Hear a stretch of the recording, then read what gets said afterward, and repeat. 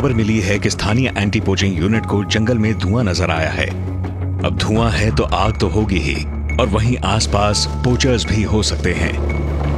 मेरे दोस्त और मेरे साथी लिवी हमेशा की तरह इस जांच में भी मेरी मदद के लिए मेरे साथ आए हैं। ये देखो सामने आग लगी हुई है। आग अभी लगी है ना लिवी? ये अभी लगी है। कुछ ही देर पहले यहाँ पर कोई होगा। देखिए आग यहाँ पर खत्म हो रही है।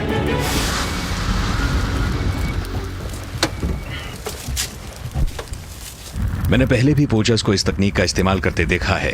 कई साल अफ्रीका में बतौर गाइड काम करते वक्त मैं इंसानों की जलाई ऐसी आग देख चुका हूँ। वो लोग जानवरों को डराते हैं ताकि जानवर इनके ट्रैप्स की तरफ दौड़ें। जानवरों का पूरा झुंड आग से बचकर भागते हुए उनके ट्रैप्स में फंस सकता है, या ये भी हो सकता है कि वो इसीलिए आग लगाते हैं ताकि नई ताजी घास यहाँ से उग सके। देखिए यहाँ की घास जल चुकी है। अगर आप लोग यहाँ मैं राख हटाता हूँ, ये यहाँ घास के जले हुए टफ्ट्स हैं। देखिए अब यहाँ पे ये होने वाला है कि ये जितने टफ्ट्स आप देख पा रहे हैं ये फिर से उगेंगे। जल्दी ही यहाँ छोटी छोटी हरी घास उग जाएगी जिन्हें खाने जंगली जानवर यहाँ आएंगे। तो वो लोग इस पूरे इलाके में स्नेज लगा देंगे ताकि जानवर यहाँ चरने आए तो उन स्नेज में फंस जाएं। अब आप कल्पना करके देखिए कि अगर आप जान जाएं कि जानवर कहाँ आएंगे और उस पूरे इलाके को आप ट्रैप्स और स्नेर से घेर लें, तो ऐसे में जानवरों को बचाना मुश्किल है। मुझे यकीन नहीं होता। किसी भी क्राइम सीन की तरह जांच का सबसे पहला कदम है सुराग की तलाश करना। तो वो लोग यहीं से आए होंगे, है ना? हाँ, ये देखो, ये आने जाने का रास्ता है। मुझे लगता है वो हमसे डर के भाग गए, क्योंकि हम लोग उस तरफ से आए हैं और आप देख सकते हैं ये हिस्सा पहले ही जल चुका है। और जाहिर सी बात है कि वो लोग उस तरफ को भाग कर गए होंगे हमारी गाड़ियों की आवाज सुनकर, क्योंकि उन्होंने आधा ही मैदान जलाया था और हमने उन्हें रोक दिया। जब आग गलती से लगती है या अपने आप लगती है तो ऐसे नहीं जलती। ये तो रास्ते के दोनों तरफ जल रही है। मुझे यहाँ कोई निशान नहीं दिख रहे लिवी। नहीं, मुझे बिल्कुल शक नहीं है कि ये आग जानबूझकर लगाई गई है। बदकिस्मती से ये जो यहाँ पगडंडी के आसपास जो घास थी वो बिल्कुल जल के राख हो चुकी है, ये देखिए। और इस राख की वजह से इस पगडंडी पर जो पैरों के निशान थे वो भी अब दिखाई नहीं दे रहे हैं। इस तबाही की तो कोई सीमा ही नहीं है। दिन ढलने के बाद भी मैं और लिवी सुराग की तलाश में लगे रहे, पर हमें कुछ नहीं मिला। ये पोचिंग का एक बहुत ही लापरवाह और खतरनाक तरीका है। फिलहाल तो ये आग काबू में है, लेकिन अगर हवा ने साथ दिया होता तो ये आग बहुत बड़े इलाके में फैल सकती थी, जिससे इसका प्रभाव एंटी पोचिंग टीम की जद से बाहर के जानवरों पर भी पड़ सकता था।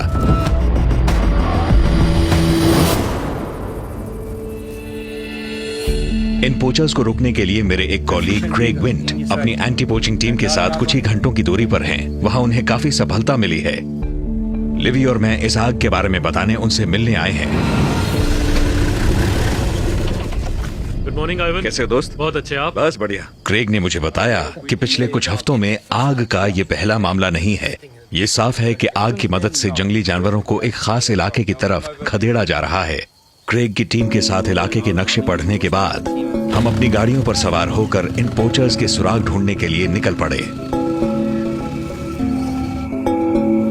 ये एंटी पोचिंग स्काउट्स इलाके को बहुत अच्छी तरह से जानते हैं और लगातार उन पगडंडियों और रास्तों की तलाश में रहते हैं जिनका इस्तेमाल पोचर्स करते हों।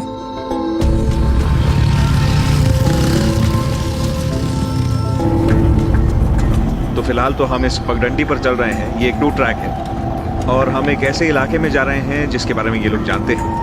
वो लोग रुक गए हैं, शायद वो रास्ता यहीं पर है।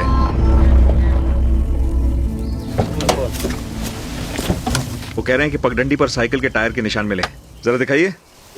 साइकिल के निशान है, ये रहे, देखिए 3। तो ये लोग कह रहे हैं कि यहाँ पे 3 बाइसाइकिल्स के निशान हैं और कई लोगों के पैरों के निशान भी हैं। पता नहीं कितने लोग हैं, मगर ये बात साफ है कि ये निशान काफी ताजे हैं। आमतौर पर स्थानीय लोग इस दूर दराज के रास्ते का इस्तेमाल नहीं करते हैं। ऐसे में ताजे निशान मिलना मतलब पोचर्स करीब हैं।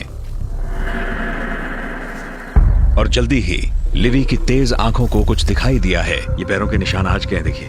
ये हील है और यहाँ बीच में एक लाइन है, देखिए। और जब उस आदमी ने पैर उठाया होगा तो डस्ट की वजह से ये लाइन बनी है। और ये लाइन बताती है कि ये निशान बहुत ही ताजा है। जैसे जैसे हवा और मौसम इस निशान पर पड़ते हैं वैसे वैसे ये लाइन गायब होती जाएगी। आगे का रास्ता तंग है और पैरों के निशान भी ठीक से दिखाई नहीं दे रहे। मगर क्रेग के एंटी पोचिंग वेटरन्स और लिवी की तेज आंखें हमें आगे ले जा रहे हैं।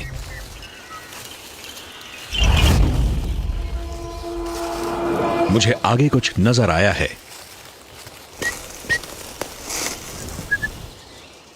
आगे आग जल रही है और एक रैक पर मांस लटका हुआ है। अब जबकि हमें उनका कैंप मिल गया, सब लोग चौकन्ने हैं। मगर पोचर्स कहां हैं? हम जरा और करीब जाते हैं, पर सावधान रहना होगा।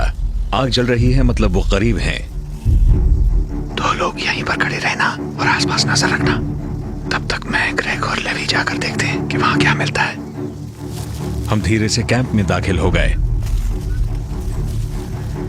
3 बाइसिकल्स हैं, एक पे कई सारे वायर्स नेस लटके और दूसरी पे ट्रैप्स लगे। अब शक की गुंजाइश नहीं, ये लोग पोचर्स ही हैं। पुष्पक,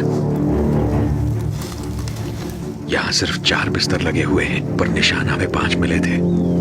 मुझे लगता है यही इंतजार करते हैं वो लोग यहाँ वापस आएंगे। हाँ, हमें ऐसा ही करना चाहिए कि वो लोग आग जल्दी छोड़ गए।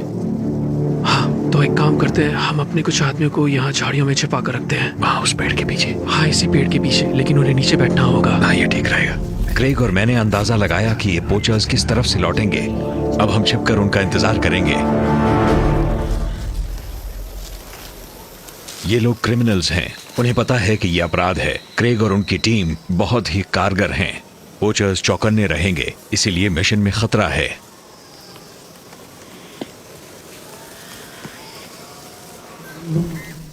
आग बुझ चुकी है, आग में से अब सिर्फ धुआं निकल रहा है, पर मुझे पक्का यकीन है वो लोग आज ही लौट कर आएंगे। उम्मीद है अंधेरा होने से पहले आ जाए। फिलहाल हम उन्हें चौंका देने के लिए तैयार हैं। हमें जल्दी ही एहसास हो गया कि यहाँ और भी कोई है। मुझे कुछ लोगों की आवाजें आ रही हैं, तुम लोग छिपे ही रहना, छिपे रहो। मुझे कोई दिख रहा है, उसने सफेद रंग की कमीज पहनी हुई है। यहाँ से मुझे 5 लोग दिखाई दे रहे हैं, पर यकीन से कहना मुश्किल है।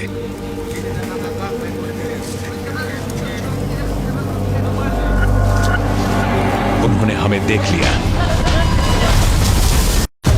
मेरा नाम है आइवन कार्टर। मैं ज़ैम्बीज़ी रिवर डेल्टा पर क्रेग की एंटी पोचिंग टीम के साथ हूं। हम पोचर्स के एक दल पर छिपकर हमला करने वाले थे, मगर उन्होंने हमें देख लिया।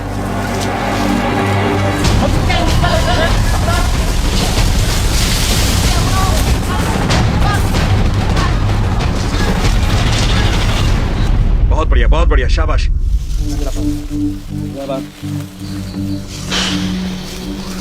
उन लोगों ने हमें लेटे हुए देख लिया और हमें 5 को पकड़ना था, पर एक ही हाथ में आया। ये पोचर हमारे सवालों का जवाब नहीं दे रहा है। ये बिल्कुल भी कोऑपरेट नहीं कर रहा है। ये अभी फौरन मुंह खोल देगा। इसे बस बताने की देर है कि इसे 4 साल की जेल हो सकती है। अब चूंकि पोचर्स ने हमें देख ही लिया है, हम कैंप का अच्छे से मुआयना कर रहे हैं। इसमें धार है। अनुभव ने मुझे हर कोने में जांच करना सिखाया है। Chicho, permite apo. अब ये क्या बला है? क्या है लेवी? एक कंबल है।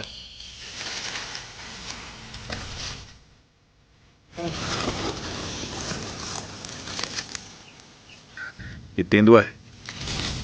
ये देखो, ये तो मांस के लिए शिकार से कहीं ज्यादा बदतर है। Itu enak bambalo. Itu enak bambalo. Hey, itu enak bambalo. Itu enak bambalo badalo. तो ये लोग यहां पर सिर्फ मांस की तस्करी नहीं कर रहे हैं। ये बहुत बड़ी बात है। हम तो यहां पे बुश मीट के लिए पोचिंग की जांच करने आए थे, पर तेंदुए की खाल के मिलने से सब कुछ बदल गया है। हालांकि किसी भी जानवर का शिकार करना सही नहीं है, मगर तेंदुए के शिकार से कोई खास फायदा नहीं है। इसके मांस को फेंक दिया जाता है। पोचर्स सिर्फ इसकी खाल उधेड़ लेते हैं, जिसे बेचकर वो पैसा कमाते हैं। इसकी बाकी की लाश को सड़ने के लिए छोड़ दिया जाता है। अगर हमें ये खाल नहीं मिलती तो ये लोग इसे ब्लैक मार्केट में बेचने के लिए साइकिल पर बांधकर ले जा चुके होते। अक्सर अफ्रीका के रिवाजों में इस्तेमाल होने वाले इस फर की अच्छी खासी कीमत मिलती है। मोजाम्बिक में लगभग 1 साल की आमदनी के बराबर। इस तरह की खाल को रखना तक भी गैर कानूनी है। तेंदुओं जैसे जानवर भी इन पोचर्स की स्नेयर लाइन का शिकार बनते हैं। तेंदुए और शेर जैसे जानवर भी जाल में फंसे मरे हुए जानवर की तरफ आते हैं या उसकी चीखने पुकारने की आवाज सुनकर वो शेर या तेंदुआ उस जख्मी जानवर को देखता है, उसका मुआयना करता है और उसी की तरह जाल में फंस जाता है।